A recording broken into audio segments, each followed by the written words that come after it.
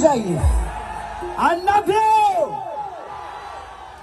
और बलबीर सिंह जी, सिद्धू जी, जो इनके छोटे अनोज, उनके भाई, उनके पुत्र, बड़े प्यारे लोग हैं। ऐसा ही चलाना चाहिए, ऐसा ही।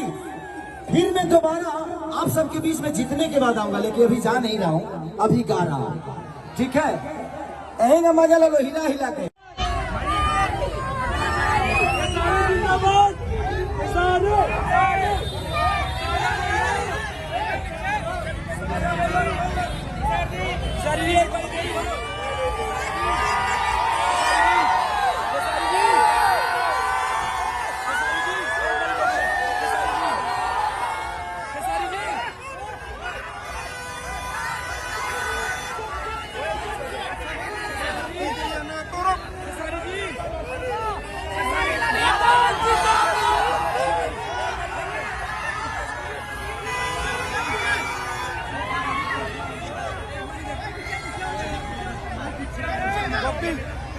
पैर बचा लो, पैर पैर पैर बचा लो।